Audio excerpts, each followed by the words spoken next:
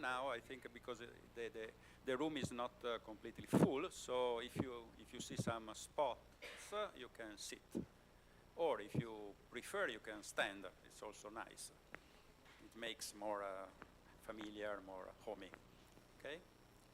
So, thank you very much. I'm here to welcome all of you as a director head of this math department.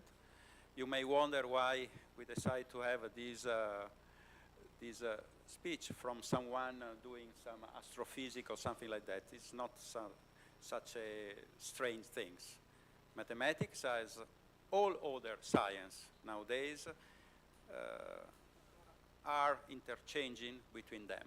So you don't have to think that if you do mathematics, you have only to do mathematics, or if you do physics or data science or astrophysics, you do only one of these sciences. The way how we work nowadays is just interchanging, merging, as they say in finance, one knowledge to another one. So I think it's important that we have here Professor Roberto, and it's a pleasure, and we thank you. Thank you very much. Thank you.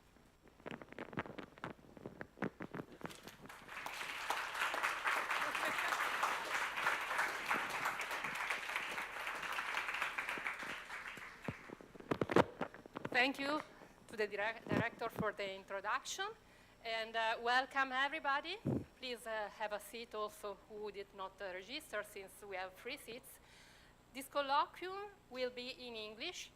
First, I would like to say just a couple of words on these 2 native Italian students, very briefly, so be patient for a while.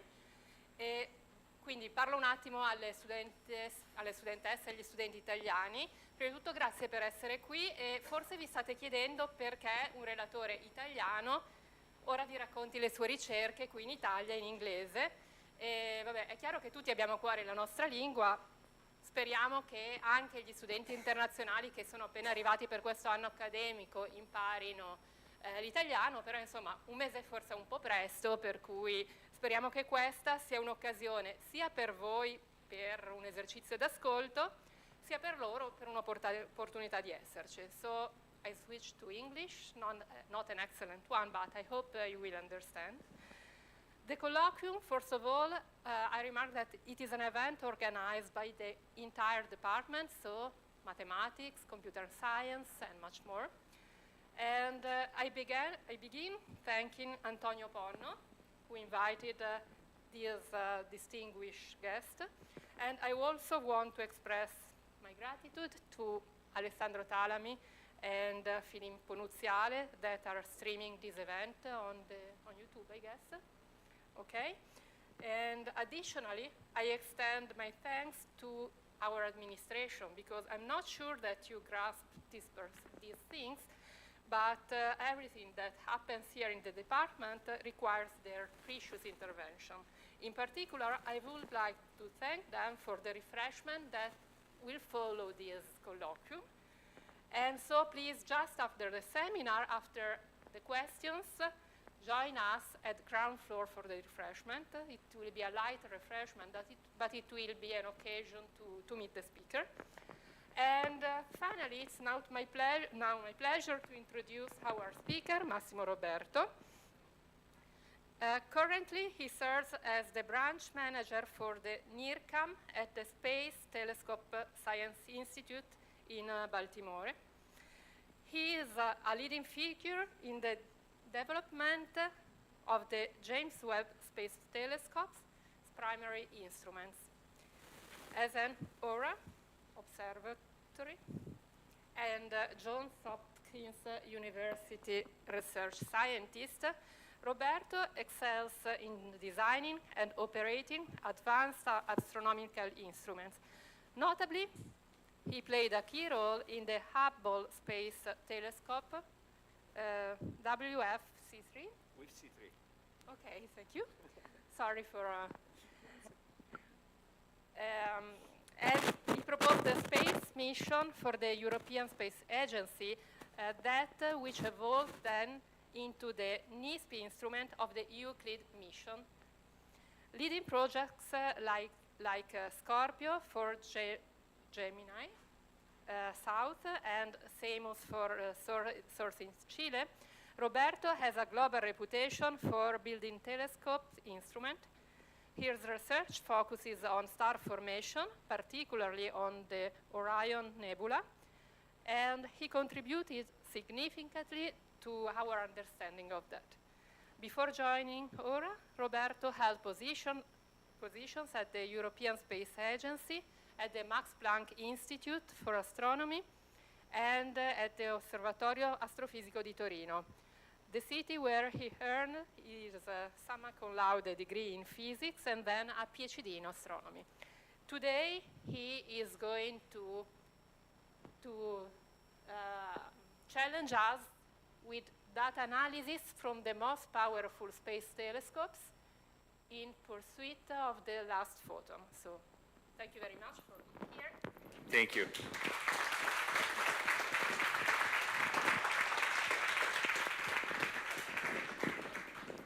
Thank you. Thank you for the invitation. Thank you for being here. Please be patient with me because I am going to talk about astronomy, instrumentation, a little bit out from your probably normal exposure to things. But there is something interesting here and there, I hope. The idea here is to give make a tour into the images that we take. And take this one. There is sort of a privilege for me to have to work on the Hubble Space Telescope, the Webb Space Telescope, because the images that this instrument produce become iconic. You see them everywhere on stamps. It's like, in some ways, like the Andy Warhol of our time is the data products that we do. This is the pillars of creation. In the first image that was taken in 97, I think, with an old instrument. You can see the shape of the camera. This was quite funny, and there are reasons for that. But this image has been everywhere. Another one is this one. This is still the Hubble image. We have done this. One of the first images with the Webb was, again, returning on this. You see this everywhere. The one that is on the cover page is actually this one, Carina. This is a Webb image, the very first, one of the early release that we have taken. And this image, let me show you this. Front page of the New York Times, but at the same time, you get the stamps, the T-shirts, you get the shoes, it's everywhere. It's ridiculous, right? So it's, and this is, I've been invited in April of this year to the Catholic University of America in Washington to a symposium on beauty, because they invited me to talk about this, because there is clearly an aesthetic pleasure looking at this image. No, they are, and you can discuss why, no, and the mystery is the infinity, and the symmetry is the color, is the fact that nature has an order. You can talk for hours about that. But here today, I would like to guide you a little bit back, how we do this, why we do this, how they come. Do we have a giant iPhone in the sky? We click and get this stuff. It's not exactly like that. So I want to introduce you to the underworld, what is on the back, that is what we do, what we are paid for, and nobody thinks about that, because you just see that you can print this on your bed towels. So let's go. First, the basic. I have to give you a little bit of background. Number one, these images are not in color. We don't have color detection. The images are taken in black and white, and there is a reason. The detectors are more sensitive if they don't waste their area trying to get multiple colors. The iPhone that I have in my pocket is sensitive to 3 colors, which means that the light is either here or there, and the rest is sort of wasted. This is a problem of efficiency of sensitivity, so black and white.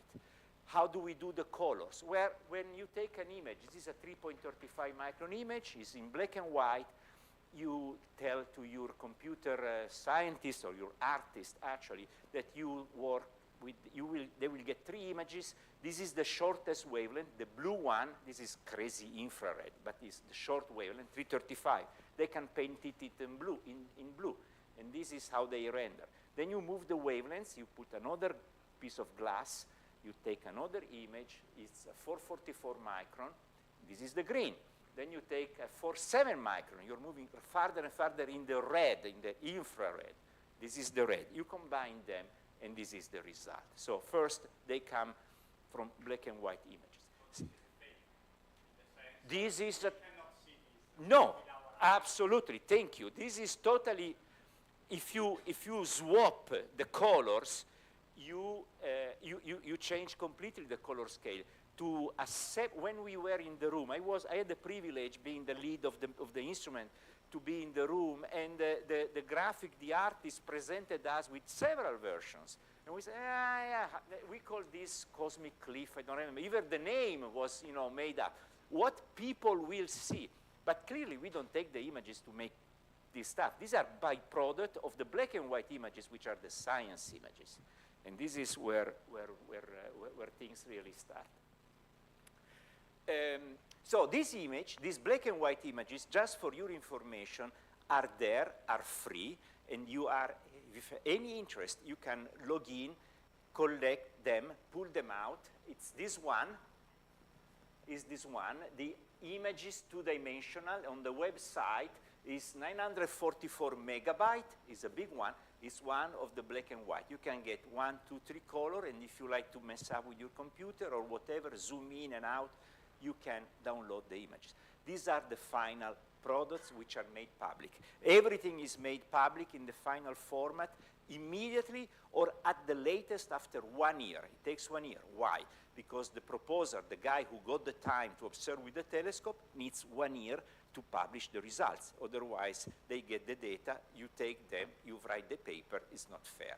So there is 1 year maximum. But everything which is older than 1 year with the Hubble or with the web is there, and you can download it. And together with the image, of course, you can go on the internet on our site. You get the software, you get the instructions, the movie, the tutorial, everything to play with that. But these are the final products. The real image, you need to use another tool and shows you how the things are really done. The image, that one I said is an image. It's not a real image. That one is the result. Each black and white image is the result of a large mosaic, because we cannot have this nice uniform coverage of the sky. This is what you really get when you dig into the system to understand, show me really what you have down there, no? Because I want to look at the images. This is the picture of the area. It's tilted 90 degrees, but you see that there is an array, like a grid of tiles, of images, that compose all together the giant mosaic that you have seen before. So why? Why is that? This is how the images actually look like. This is not Carina. Forgive me, I've taken another image that was on my computer. But this is how the really raw images of the telescope look like. We have 8 detectors. These detectors are separated in 2 sides, A and B. They are like, from the hardware point of view, they are like 2 systems. The light is split left and right. Why? Because this is the main instrument of the telescope, is the instrument that is actually used to keep the telescope all aligned, in focus. The telescope has 18 mirrors. We should talk about the telescope. I don't wanted to go into that. But this is the instrument that really serves the health of the system, and you need 2 of them because it's called redundancy. When you do things in space, you want to have, when something is critical, you build it twice. So if something goes wrong, you get the other one. Parenthesis, is built by the same company, so if something goes wrong on the left, you never know what's going on. After 2 weeks, the other one will be. But anyway, that's another story. So 2 sides of the instrument, and each side has 4 detectors. The detectors are in number of pixels, little tiny element, 2,000 by 2,000 pixels. So each one is a 4 megapixel camera. Compare with your iPhone, compare with your CD. They are not that large. They are 4 megapixels, 4, 4, 4, 4, 8 detectors of 2K by 2K. Why they are like this? Why there is the gap? There is the gap because we could not get, when the instrument was designed, a single detector 4K by 4K, one that is so big. It was a technological problem because today they exist. So this is just a trace of when the instrument was made, what the companies could produce, where the largest one, they're called Hawaii detectors because of historic reasons. The Institute of Astronomy in Hawaii was the first one that helped the company to test and measure. They were given to them. It's Hawaii 2K detectors. And we have 4 here and 4 there. And when you put them together, there is a little bit of gap. It's just the mechanical structure. And this is the I want to show you this because another field, this is another image taken with the web. When you have these 4 detectors and 4, when you want to do a mosaic, you have to move things around. You do 10 minutes, 10 minutes, 10 minutes. And very often, unless you have a lot of time, gaps appear here and there because the geometry basically forces you to avoid certain regions are never covered unless you really do 3, 4, 5, 6 tiny moves and fill in the gaps. Often, for the scientists, the gaps don't care. We don't care. I mean, the gap, okay, you lose 3% of the sky, but it doesn't produce pretty images. So this is a cultural issue for us, right? Do you want to make a pretty image, really, because it goes in the public? But your research really is to study star formation, the brown dwarfs, the missing planets in that supercluster. This is the largest cluster of star formation of the Milky Way, Westerlund 1. This is a monster. You want to study the smallest stars here, or the stars that are going to explode. You don't care about the gaps, okay? You miss something, but really the physics is not required to waste time for that. So there is here a little bit of dynamics, trying to understand if you want to do a pretty picture, which is the one that you see, or what we see that often is not perfect. Also notice here the black holes at the center of the bright stars. We will return about that. Images are not perfect. So going back, this is the structure, the layout of the detector. 1, 2, 3, 4, 1, 2, 3, 4. You see a single detector up there. You see the detector array 2 by 2. And this is how it is. It ends up in the instrument with this little metal mask that prevents scattered light to go around. There are good reasons for everything you see here. You want to know the price, of course, right? A detector, an Hawaii 2 detector like that you can use and buy for your telescope, I think is about $350,000, $400,000 today, final. So it's not an extravagant price for a space missions that cost, Webb is about 10 billion, so this is not the most expensive part. But we could not afford the 2K by 2K, so we got this system here. Now, sorry, forward.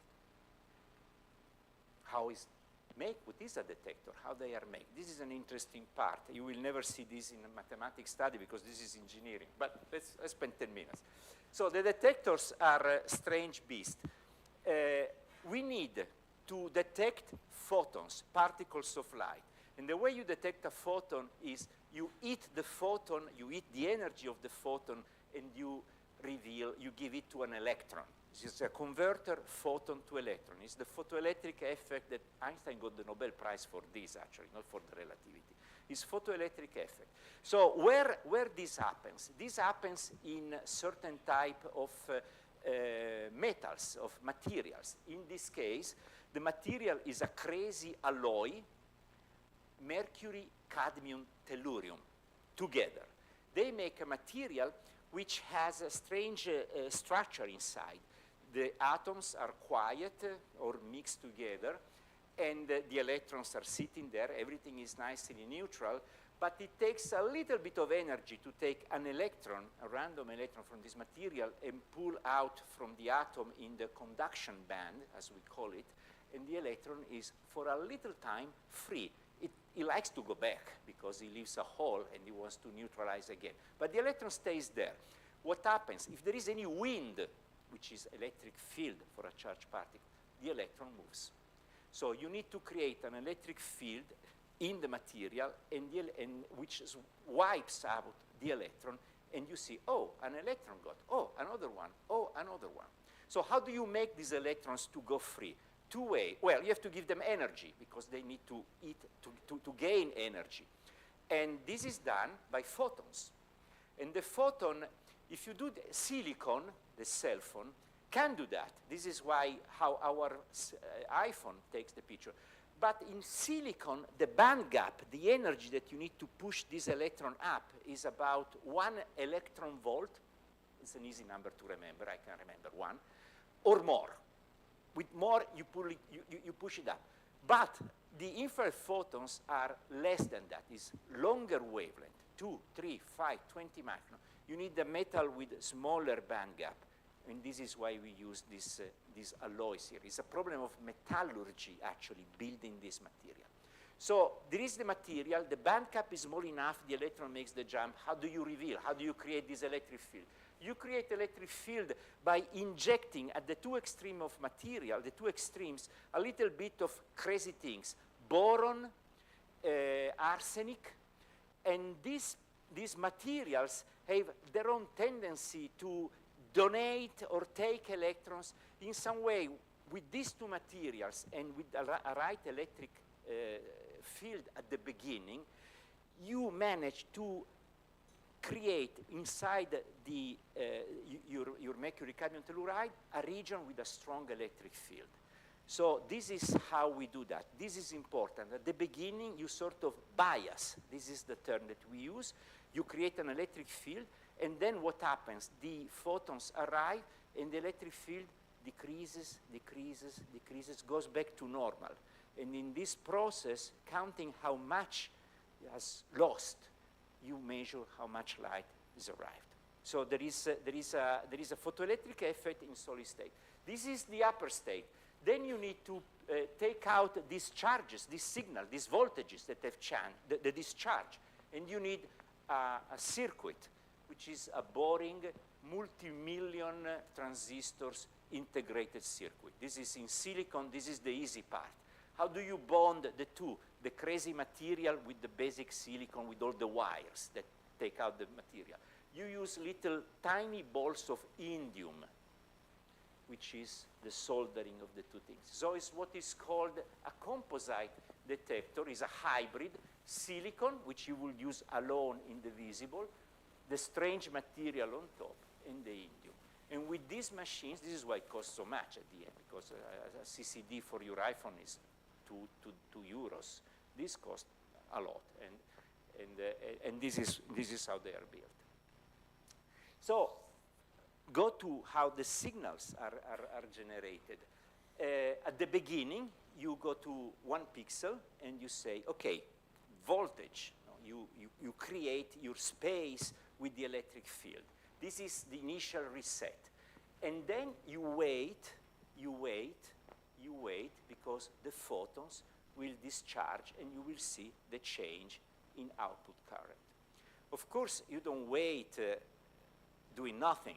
You move to the next pixel, you do the same, and you leave the first one living its own life. You will return on it later to see the difference. So you walk through the detector, click, click, click, click, click, click, click, click, click, millions of times. You do all this walking. Each time you reset, and then you go back, and you read the signal. This is done with the little transistors on the back that tells what you want to do here. You want to give voltage, or you want to read. That's all what you do. And everything happens in the little time that you spend on this pixel to decide reset or read, or maybe reset and read. How much time, how do you do that? It's coming next. What is important here is that you want to start with something you know, which is 0. I get 0 volt. And then after 10 seconds, I get half a volt. OK, I got 1 volt, what I said. I get 1 volt per second, whatever, right? You get the rate. This is the information. How much is the discharge tells you how much light is coming. So read at the beginning, read at the end, do the difference, divide by time, you get your information. When you read, you don't read with a perfect system. You are touching an electric signal, and the fact that you are reading will give you a number. If you read again exactly the same voltage, you get another number, because the system has noise. The readout is a noisy process. So one thing that was invented in the 80s was the fact that you read, and immediately you read again. you do multiple times, you do multiple reads, and your uncertainty on the actual voltage drops. You do this at the beginning, you do this at the end, and you get two good measures, you subtract, and you trust a little bit more what you get. This is called the multiple sampling, and actually the name of reading at the beginning, at the end, has another name that you may see in your career, which is called double correlated sampling. 1 minus 1 gives you the signal. You could do 1 and avoid this 1, because you know how much you're giving. I'm giving you 0 volt. But it's better if you read that, because even when you say give you 0 volt, you may not really give 0 volt, because again, the electronics is not perfect. So you reset, you read, you wait, you see the discharge. And you have to do this twice. There is, however, another possibility, which is actually what we do, which is not just read at the beginning and at the end, but we can here read during the integration. I can read multiple times. 1, 2, 3, 4. I can basically imagine for each of these arrows you get a number, a point. So from that point you reconstruct the slope. That's very nice, because you have multiple frames, multiple images, and you see with time, more and it's like seeing the light that comes up. The galaxies start to appear, because you are reading, and you are never losing what you have read before. You keep integrating signal. This is what we actually do. And this is called up the ramp, of course, the name is clear, sampling. What we want to measure is the slope. We get two numbers, the intercept, this is a straight line, intercept and slope. What we care is really the slope of the ramp. This is the signal. And we cross-calibrate this slope to the number of photons that have been collected by the telescope. How we do really do this at the end. We look at the photons that comes from this star, and we look at the same process for a star of known brightness, a standard star. That star gives me a certain slope per second. This one gives you another slope. I get the ratio of the two fluxes of the two numbers, and I get the brightness of everything in the universe, comparing slopes. The point is how to measure the slope. How do we do a good measure? What is the circuit? What is the mathematics that is beyond this process? This is how it gets into the mathematics. And a couple of things here. Practically, it's sort of simple. Theoretically simple. Practically, there are certain complexities. As I said, the detector is 2K by 2K, right? 4 million pixels.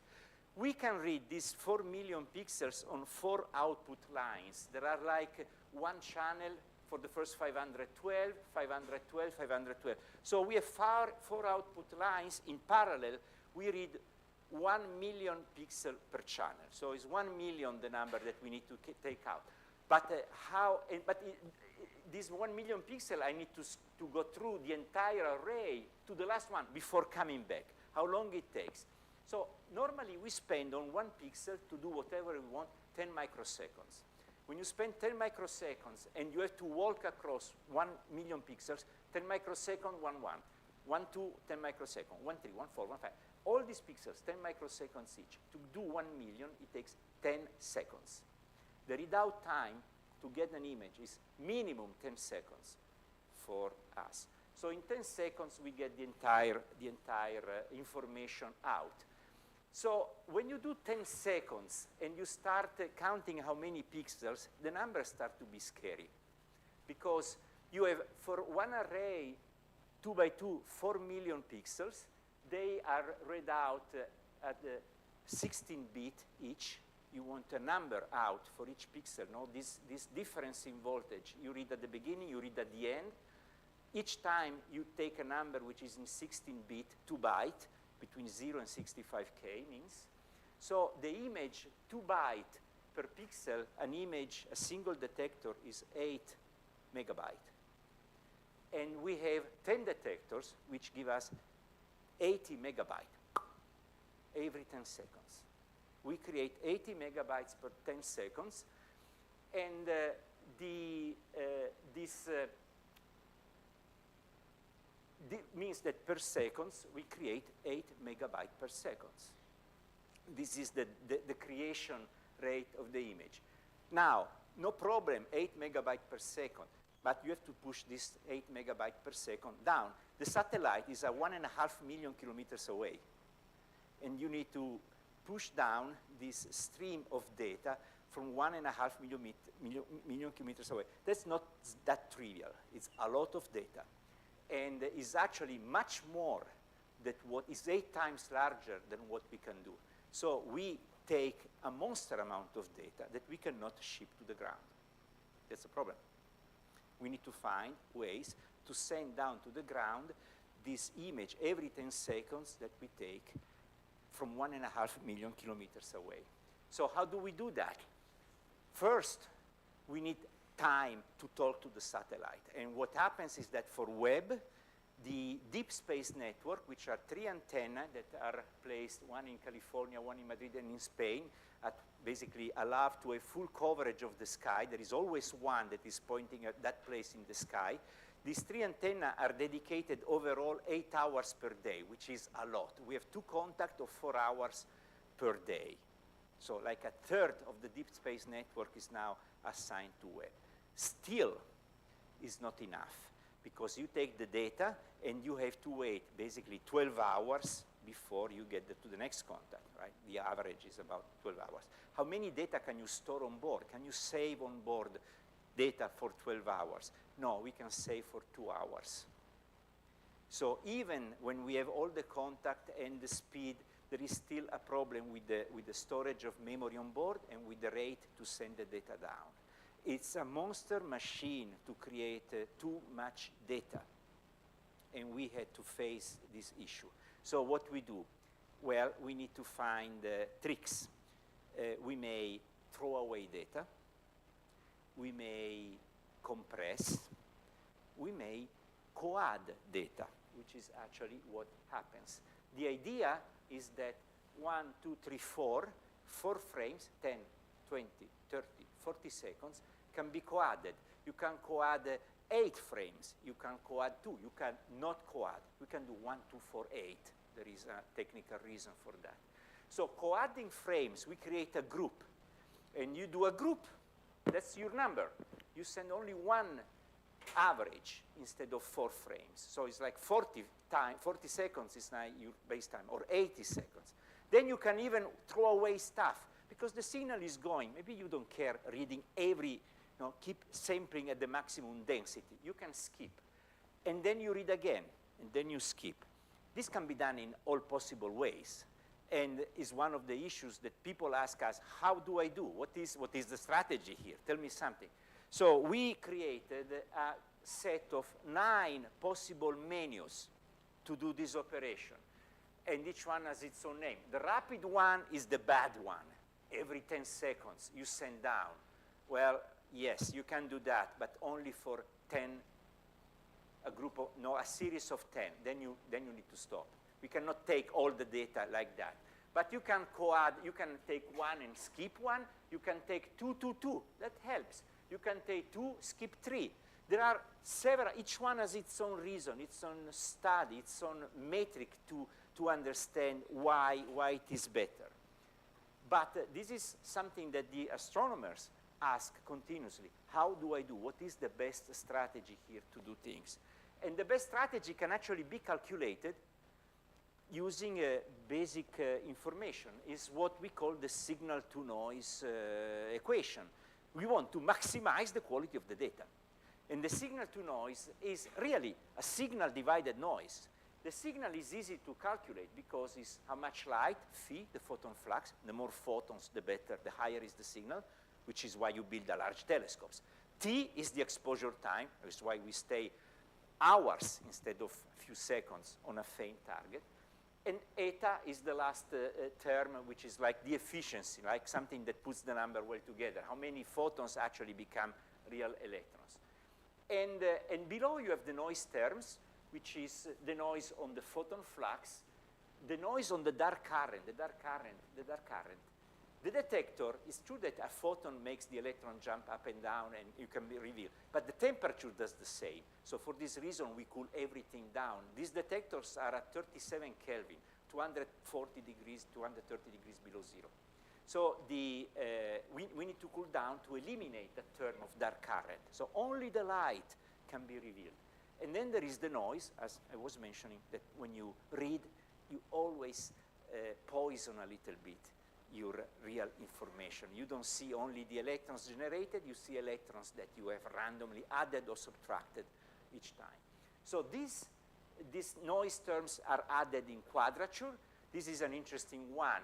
The photon flux is exactly, the noise is exactly to the signal, the variance, the square, because it's Poisson statistics. In Poisson statistics, the variance is equal to the mean, which means 100 photons have a noise of 10 square root and the variance of 100, the square. 10,000 photons is a noise of 100 and the variance of 10,000. This is the basic way you calculate what you want, how you get there. The dark current disappears. Think about this as something that is true for each pixel. The drawing there is just to give you an idea that we are not dealing with a number, but each pixel has its own photon, noise. So we need to average. There is a lot of averaging here. Must be done in the smart way, this calculation. The stars are not flat. The stars are like bells that are pixelated, square bells in some way, revealed by the pixels. And how many pixels? Well, depend on the optics. There are all these things that need to be put into this factor. We distinguish between two giant regimes. Background limited, when the read noise is very small, a beautiful instrument, or a very bright star. You don't see the read noise. That's interesting because when you remove this noise term, negligible, then your signal to noise, you see, goes, for example, with the square root of the time. T divided square root is square root, which means that when you are with the very bright stars, the readout noise is negligible. You see better and better and better, but very slowly. Between 10 minutes and 1 hour, things improve, but not dramatically. Things improve much more when the read noise is high. Then your signal to noise, you integrate, instead of 10 minutes, you do 1 hour, you have a strong increase of signal to noise. But you are in a regime read noise limited, which means you have a crappy instrument. You don't want to be read noise limited because you want an instrument which is quiet. So you want to be in the regime where things could proceed, improve more and more slowly, which is the nature of the job. It's what things happen when you deal with light. So you can write down the equation, you can put it in the right way, and then you can build a plot like this. This is read noise limited that tells people what to use, where to be. You want to be 200 seconds and you want the best exposure. Do a bright 2 ramp with 4 frames, whatever. You can pick up your... So this is all under control. We can tell people how to do that, what is the best way to configure the telescope and do the best possible measure for their target. Problems. This is an ideal world still. 2 things. 1, the detector is not linear. You remember that I said that, I don't know if I said that, but the more light you absorb, this detector discharge. So at the end, the photons don't move anymore because everything starts discharging and the detection is actually removing what you have done at the beginning. So the detector becomes lazy and lazy and lazy and you don't see any more light at some point. Where this is a problem? For bright stars are always in this regime. Bright stars feel immediately discharge the capacitance and they saturate. This is why the black spots are at the center of the stars. There is no more way to detect light because the detector said, sorry, I cannot give you anything because there is no charge here. You are giving me photons, I don't give you electrons because there is no way for me to move electrons out from this place. Okay? So bright stars are here. The bright stars really means that you can have 1-2 frames before going in this crazy non-linear regime. You may try to correct, you know, I pulled this up, I can which we do, but it's never perfect. And bright stars are actually a problem. Bright stars, you say, why you care about bright stars? Remember I said you compare the slope of the faint sources with the slope of a well-known star. Well, the well-known star is a bright star. You don't do a good calibration on a faint target. You want to kiss the energy emitted by a bright star. You know with a crazy precision how much flux you have. So the bright stars are the standards, are the hard one to measure, which poison the entire process of calibration, no? Gives you a problem here. You want to measure well what you know well. You can't. You measure better what you don't know.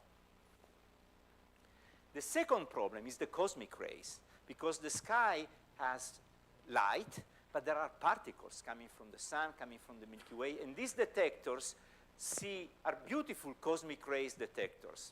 And the image say certainly with seconds after seconds, we can predict how many statistically we expect, how big, what energy.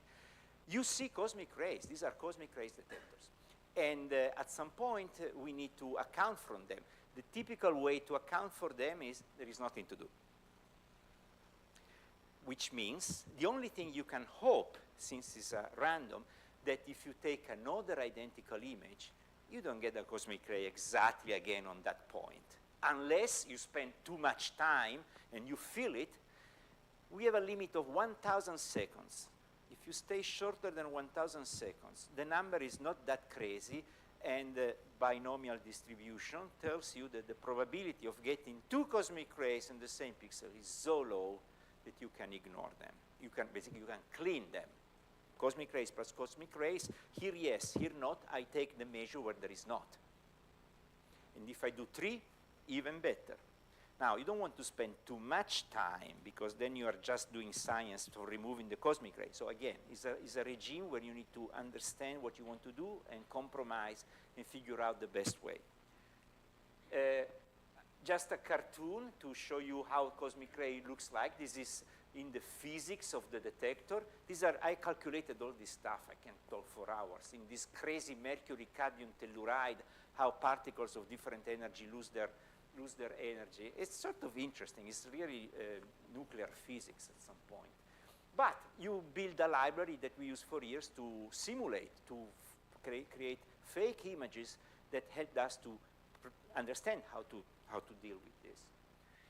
So when you have a cosmic ray, what happens? This is a real ramp, actually. You have your slope, maybe. You see a slope there, maybe, in its statistics. Then you see the cosmic ray, and this is a good cosmic ray. It's a cosmic ray that has not saturated the image, so you can still see the slope after the cosmic ray. It was sort of benign. The slope. How do you calculate the slope? This is, we are going in the last part of my talk, but here it gets a little bit really mathematically interesting. There is a formula you get on Wikipedia on how you calculate the slope. It's called linear regression. You get a series of points, you minimize the discrepancies, square first year, right? We have done this as in our first semester of physics, or second, whatever. That's wrong. That's wrong. That you cannot use this. Why? Well, you can. In one of the two cases, read out noise limited. Remember, read out background. This is why I said I made the distinction. In the case of read noise limited, you have a signal that you assume you know very well, because you are read noise limited. It's the read noise that gives you crazy measures while the signal goes up and down. But when I read now, I get an error. I read now, I get an error. The error I got before, who knows? I got another measure with my error. Basically, all these samples are independent. And you can use this when you have independent samples. But when you have flux, photon flux, that is integrating, after 10 seconds, you get a number which is a little bit above the line. That's the noise of the photon flux. 20 seconds, you get another number. Imagine that this time you were lucky and the flux went exactly with the right slope in the second interval. But the fact that you were before on top pushes the second point also on top of the line. It's called correlation. So when you have correlation, this math doesn't work. You need to use a different way of doing the fit. I'm sure that 3/4 of the people here knows better than me this stuff, but let me say, okay. The technique is called, this is an analogy I have to do to my colleagues that are a little bit slow understanding these things. I explain this in this way. If you want to study how the growth of the population between 10, in primary and middle school, 6 to 13, you can go out of the school, take all the kids that come out, and each one you say, how old are you? 7. Okay, this is your age. How old are you? 9. Okay, this is. So you collect all these numbers. You put all the height, and you see the cloud, and you do the fit. These are all independent measures. This is good. This is how I can use. But if you do this with your daughter, and you measure month after month the growth for 7, 8 years, then you do a line. Oh my God, the line is, okay, there will be a growth spur at 11, but the line is pretty well, looks pretty good, no? And the errors, my God, there are no errors. But you cannot treat this with the same math to know the uncertainty with the same math that you use for the other one, because here the correlation dominates. In the first case, they are all independent. So how do you do this? Just a little bit of memory. This is what you do normally. If you fit a line, a straight line, minimizing the square, chi-square, basically, the discrepancy here. Write this in matrix form. That's easy. The key ingredient here is this one. Your errors are error of the first, error of the second measure, error of the third. This means independent measures. The variance is diagonal, and everything else is 0. So with this framework, you rewrite your equation for the straight line fit, and you get the solution. Beta are the two unknown, intercept and slope, and they have their own uncertainties on the intercept and the slope, calculated using this matrix formula, believe me. The problem that we have with the photon flux in astronomy is that the errors are no more diagonal, because each frame has the memory of the previous one, which means that the zeros are no more zeros in this matrix here, but they fill with what are called the covariance terms. We need to calculate them and put them. So when you have a covariance, which is basically a matrix 2 or n by n, 10 samples is 10 by 10 samples, then you need to think about how do I solve this problem with this different assumption. And the solution, as I'm sure you know, is that you do a smart transformation, and instead of using your original variable, the timing of the sample, the number that you get, the error, you create new variables with a matrix L, TBD, who knows how it will be, who cares, but there is a matrix that creates a new covariance matrix, which is diagonal. I have diagonalized the covariance. I can do that. It's a transformation that I have not yet created, but exists. And in this way, I use the same old formula, and I have my correct. I can recalculate the correct parameters and uncertainties for the ramp. So to do that, you basically substitute this in your end results, and you see that there is a key role played by this mysterious matrix as this transpose appears everywhere. Right? This is a result of just the math that you played that. How do you calculate this matrix? Well, you use this condition. We have not used this one. We have used the fit, but not the uncertainty. And if you use the fit, then you get the variance, the new one, as this form, but you want this diagonal. And to do this equal in a diagonal form, the covariance is exactly this product, which is that one inverse. So this as the inverse of the covariance everywhere. If you know how to write the covariance, you kiss the right parameters of your fit any fit, because this can be easily extended to any linear problem, which is a very nice tool. The covariance matrix, can we write the covariance matrix? Yes, I don't go into this, but I want to show you something. It's not that trivial. Diagonal and non-diagonal. Why is so bad, looks not bad? Because there is a secret here that we cannot forget. When I say that we do the averages of 4, 8, 2, those averages are correlated. I'm messing up inside the data that I've given to do the fit. The data themselves have an internal correlation, because a group, an average of 4 frames, the second, the third, and the fourth have memory of the signal that was seen in the first, the second, and the third. So there is an internal correlation, which is hidden in this parameter m. M is 1, 2, 4, 8, whatever. Is the parameter that has the internal covariance of the group that you put to do the linear fit of correlated data. So things are a little bit tricky, but it's an interesting way of seeing this. And this is the result. I think I like this plot. First, you get, for your parameters, intercept and slope, not only the error on the intercept and on the slope, but you get diagonal terms that were before you were missing. You know how much they combine. The plot, these are simulations. On the x-axis is the slope. I said I want 9. I create ramps with slope 9, whatever, units. And the intercept is 10,000. So the star indicates the truth. And this is what you estimate using the two techniques. If you go with the ordinary least square, the bad one, without the covariance, you get the red spots. If you go with the full treatment, you get the yellow spots, the correct one. So if you don't account for the covariance, you don't do that bad in terms of guessing where is the true. You are sort of around. You actually can measure eventually that your estimator is slow. So statistically, you are more spread around. But it's not that bad. But really what you miss is the error.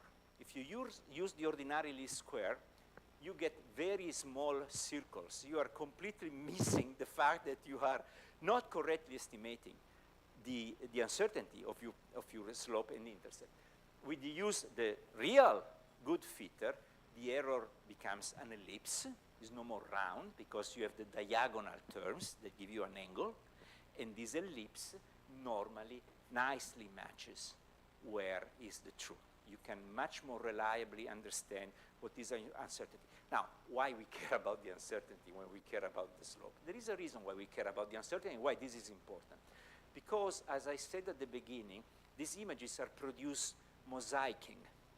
And when you mosaic, a certain point of sky is measured 1, 2, 3, 4 times. And you want to combine these 4 numbers in a single one, which is what you are going to put in the image. And when you have 4 numbers to be combined, you care about how good they are. This is what gives you the weight to be used pixel by pixel to decide how much each one of the 4 images in that tiny point of the universe has to be trusted. Because sometimes you may say, here, for example, I had a cosmic ray. This one, I don't want to give it too much weight. Because if you weight too much a point with a cosmic ray, which a larger uncertainty, you may end up in your final image to see a cosmic ray where you think there is a supernova. And I'm talking by experience. Not the supernova, but in the first Hubble deep field, the infrared images, papers were written about the richness of early galaxies in the primordial universe, and 3/4 of this data were cosmic rays poorly subtracted. So it happens. Sorry.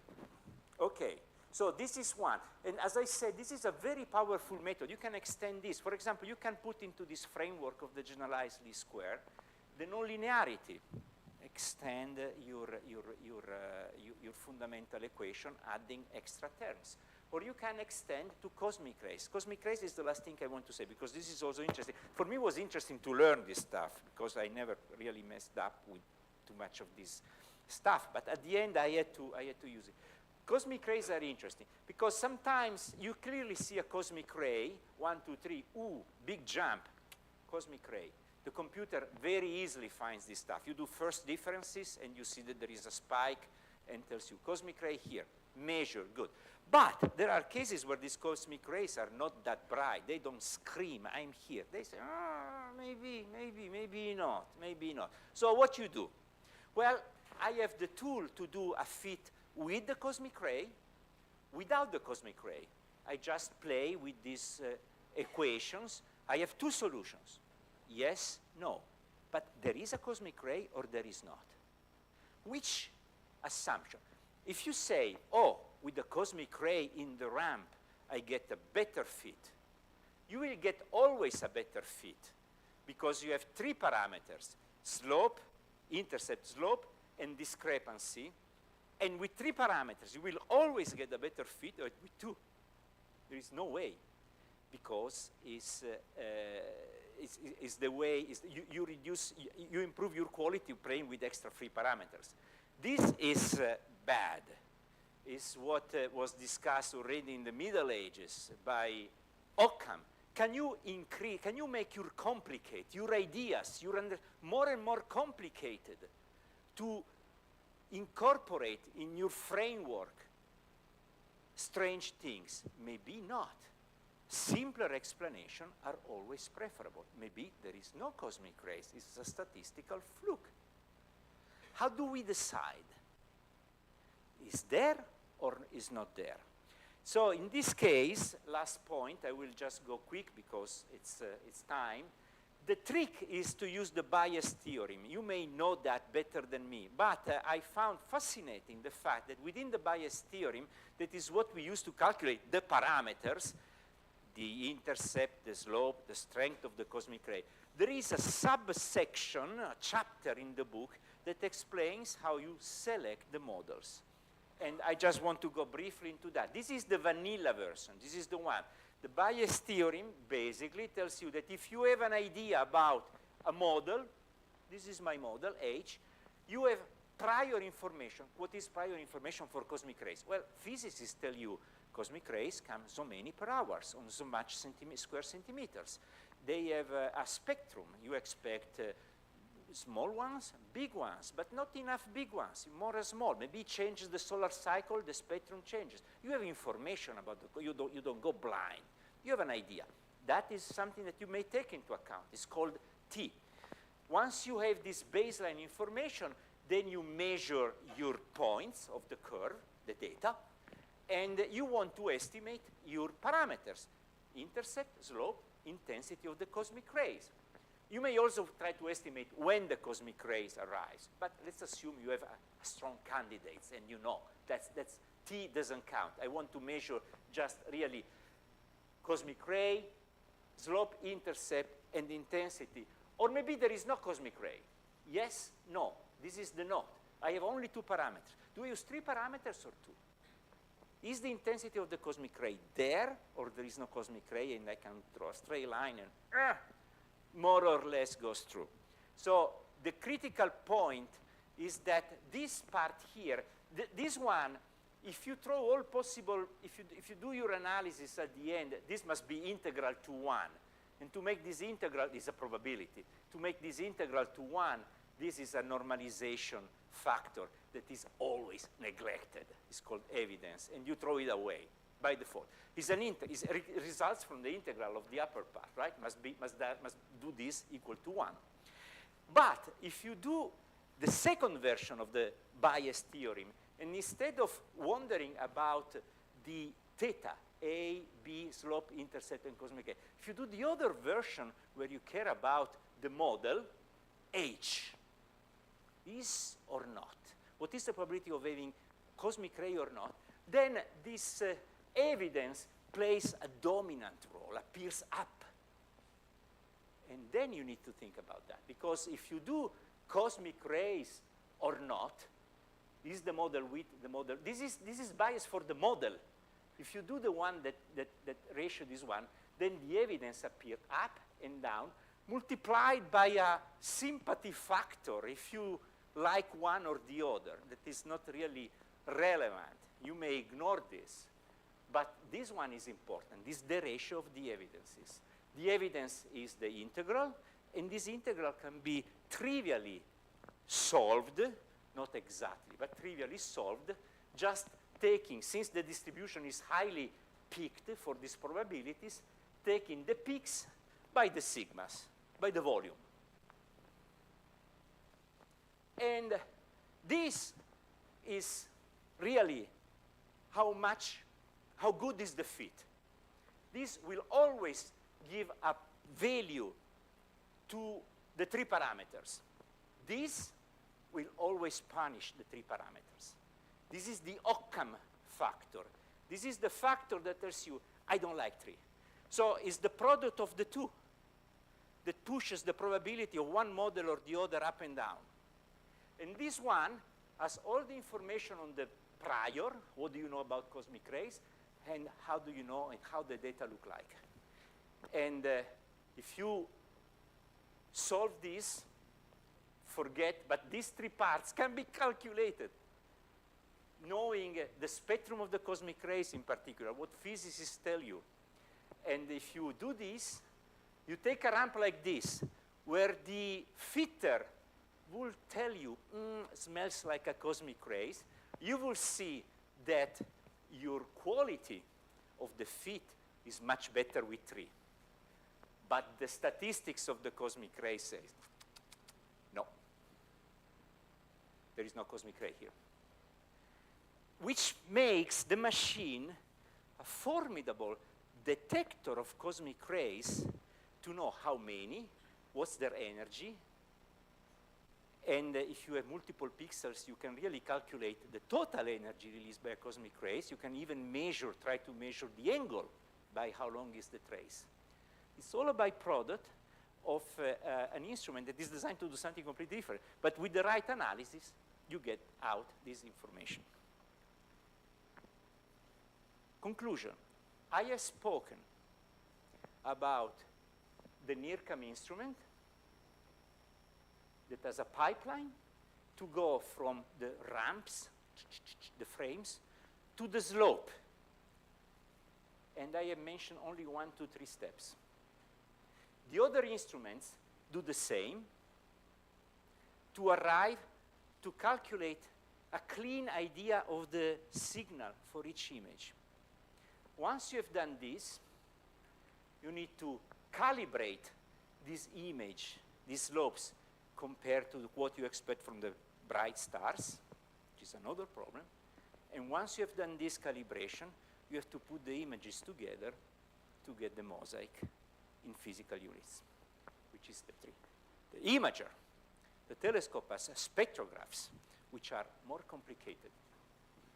That's the pipeline for the spectrographs. And that's what is behind the possibility that we have of measuring a remote supernova exactly. This type of measures, I give you these examples. This is a Webb supernova. Why is it important? This is a supernova, this is of 2 weeks ago. This is a type 1a supernova. So it's a type of supernova that happens, we believe, when 2 stars, when one of the binary stars, there are binary stars, and these binary stars, when they are very old and too close, one star gives material to the other one. There is an accretion. And in this process, when too much material is taken, the smaller star blows up, cannot take too much stuff. This is called a type 1a. It's one way the stars explode, eating material from the companion. Why are they important? Because the way, since it's sort of a glass that gets filled with just enough mass to make the explosion, typically they tend to have all the same brightness. They are more or less the same. They blow up when the mass is 1.4 solar masses, etc. So these stars explode at the right, all in the same way, which means that their brightness is all the same. It's not exactly, but we can understand how to compare stars which look very similar. So we have a pretty good idea of their brightness. What we can also measure very well is their distance or their redshift, not because of the supernova, but because of the host galaxy, which is bright enough. So we can measure how far they are. So when you measure something which is far away, and you know how bright it is, that the things should go together, because the star is that bright, like 1 billion suns, and is so far away, you expect those photons. You know the intrinsic brightness, you see what you get, you know the distance, should close. But if things don't work, there is a problem. Maybe the light had to cross a larger space or a smaller space. Maybe during the time that the light traveled, the universe moved farther and farther away, so the star had to walk more, covered a larger distance, and therefore the supernova became fainter. This is the prime mechanism that we use to measure the change in the expansion rate of the universe. Supernovae at different distances don't appear all to be exactly in the relation that you expect if the universe is Euclidean and expanding at constant speed. There is a distortion. This is the second farthest supernova ever observed.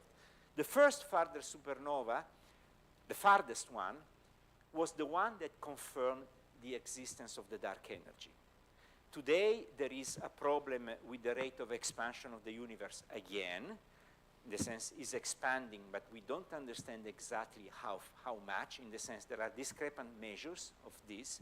So this is the type of information that we hope is going to help us to understand what is really going on. But the point here is that when you have this type of points here, it's cool to have a measure, but from someone that sits in the trenches, as we say, we think about all these giant steps, all the long list of steps that have to be taken to cross-calibrate this faint supernova, for example, with bright stars that tend to saturate. I tell you something here, just to explain. The guy who got the Nobel Prize for the acceleration of the universe, for the dark energy, is Adam Riess. He's one of the three, but he's actually the one that came up first. Adam Riess is in my institute, and we are good friends. He's really 3 offices away from me. And last year, he came into my team in NIRCam, joined the team. What is and he has to do service for the institute. He has to do something useful, right? Cannot just write cool papers about supernova and cosmology and get another Nobel Prize. I mean, give me something. And so what is his field of specialty? Guess what? Adam has spent years studying for the missions non-linearity. Non-linearity, which is how bright stars, how standard stars can be measured, and how can we convert bright stars to these objects. Because when you compare the ramps of something which is 1 billion times fainter, you make a giant assumption about how you understand the response of the detector, how well the detector is linear. It's critical for that science to have a clear understanding of how this machine works, changing at the change of the flux, if the slope really changes linearly or not. What are the anomalies that you may not have seen?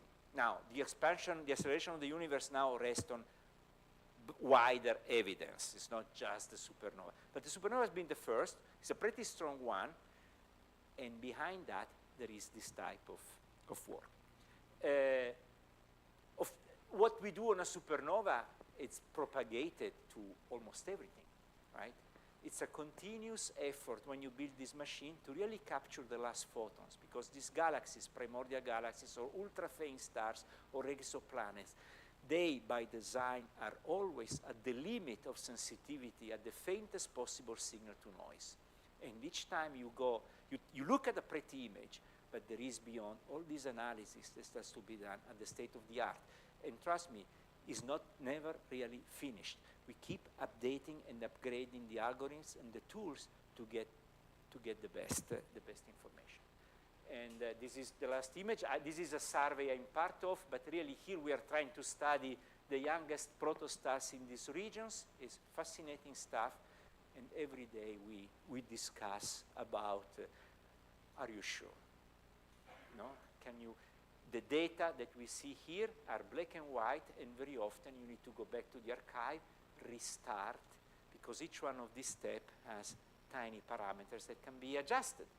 And the astronomer may say, the cosmic rays or the nonlinearity or this and that, the flat fields, you may want to touch and make sure that the data remains stable.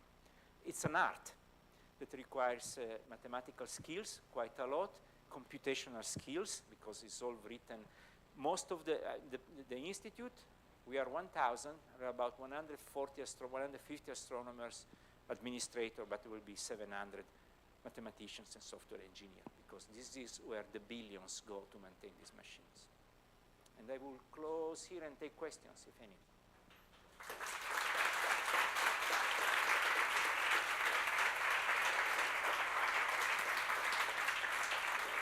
Thank you.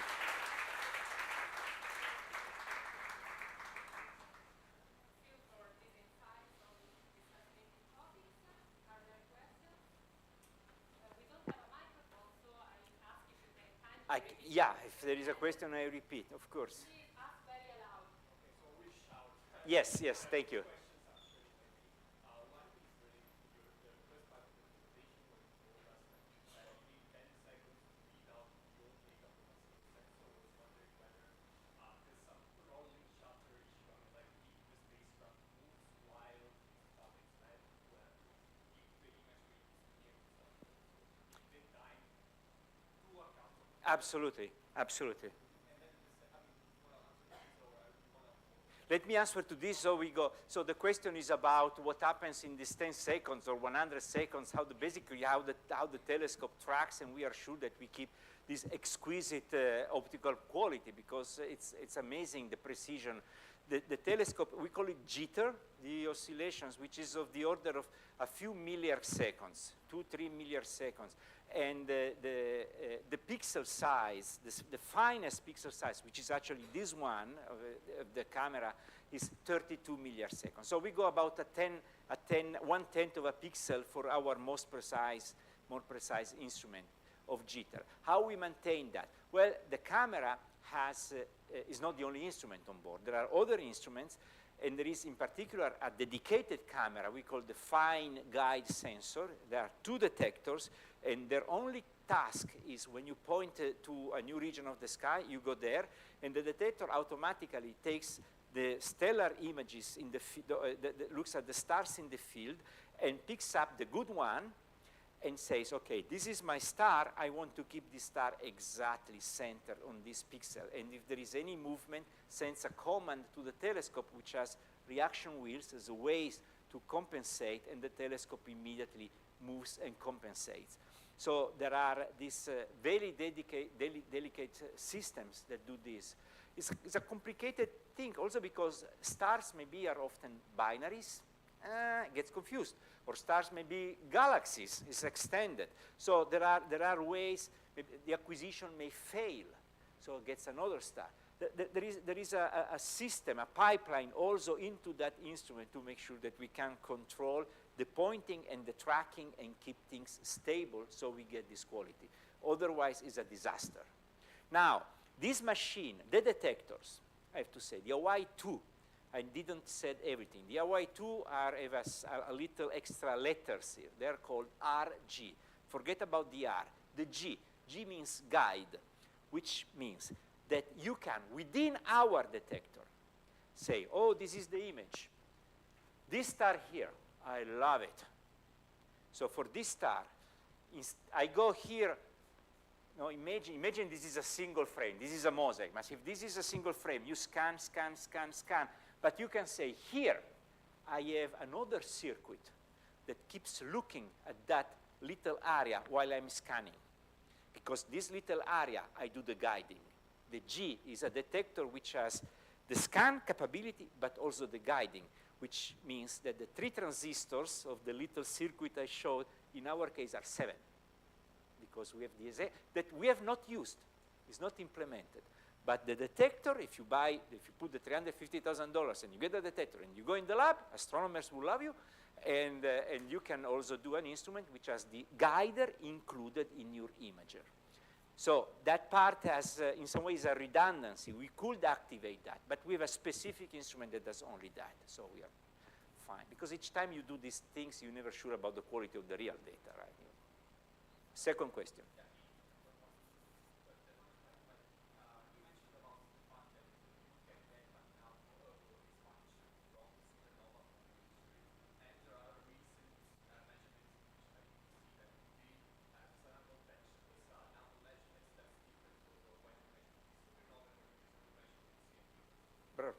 Good, exactly.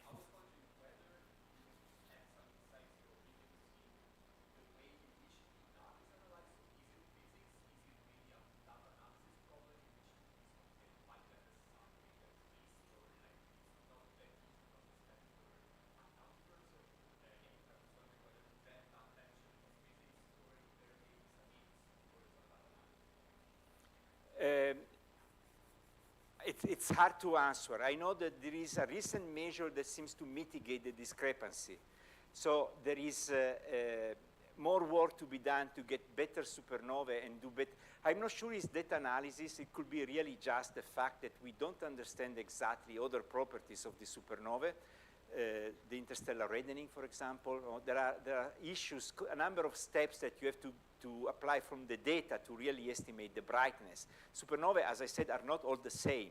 And when you look at these supernovae that have a different metallicity inside, have different properties, there may be something in the correction that has to be better understood, and requires statistics, requires more supernovae, which is exactly what we are trying to do. But I think the pipeline at this point looks quite robust from that point of view. An error of what you will need to compensate that is probably out of the Bayesian ellipse that does not play a role in matching the discrepant measures from CMB and supernovae.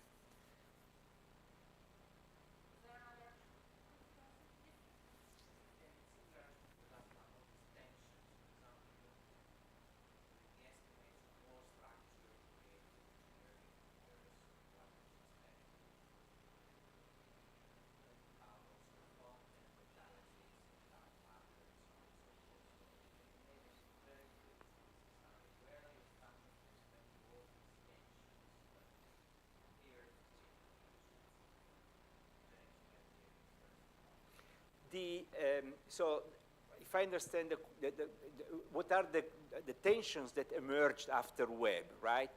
And one of the surprises, the entire paradigm that we had for the primordial and the galaxy formation process and the primordial universe was based on the Hubble data from the ultra deep field. And so we have this idea that galaxies form by capturing smaller bricks. There is an interesting fact in nature that going farther and farther away, things don't get smaller and smaller. This is very strange, because if I move at 2 kilometers, you will see me getting, my angular size gets smaller and smaller. And this is true across, giant distances. But you go far away in the history of in the universe, that the fact that space was smaller starts to play a role. So the same galaxy at a large distance, which is about 2/3 of the size of the history of the universe, a large galaxy doesn't look too small, and the size starts to increase again, because it fills a larger fraction of the space at that point. Which means that when you look far and far away, and you see something very, very, very small, it's actually very, very small, because if it is big, you resolve it. You will think that going farther and farther, even giant galaxies become like points. Giant galaxies start to look like giant galaxies. So when with the Hubble, we were seeing these little tiny red blobs, and you estimate, say, oh, this is 1 kiloparsec. 1 kiloparsec is actually pretty small. And 1 kiloparsec is a tiny brick, and this puts you in the mindset of saying this galaxies form taking smaller elements. We do this with the Magellanic Clouds. Now they're coming.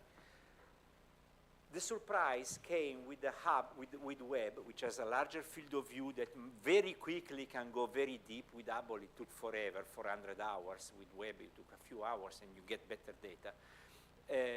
When Webb started discovering at these crazy distances galaxies that actually look pretty big, they almost look that they start to maybe a little bit of spiral. Well, not a spiral, but there is a structure there. So this sort of started already to relax.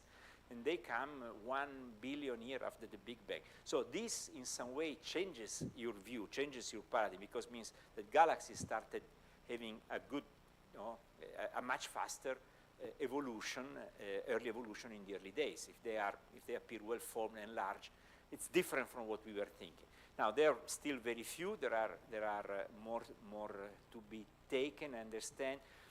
I also I'm not working specifically in that area, but I can tell you that very often at this level of understanding how nature works, I see a lot of power laws, of exponents that match the data, but there is not a real physical theory yet that can, with dark matter, dark energy, expanding universe, the role of massive stars reionizing. I mean, there are a lot of unknowns that are parameterized with parameters that are ad hoc. So I have the strong suspicion that the crisis is based on our not preliminary values we have given to certain scaling laws that have to be revised, and that probably without too much difficulty may also explain the sporadic appearance of larger galaxies. So for all what I understand, everybody told me, it's not really the case. Yeah, we are not throwing away the Big Bang, the lambda CDM model for this. It's just we need something on the early evolution of galaxies that we need to refine, given all the unknowns that we have thrown in parameters that are ad hoc to explain what we were seeing. So this is honestly all what I can say. I don't see people screaming for alarm. Just more data are coming, and things are getting a little bit more clear, but without a giant crisis.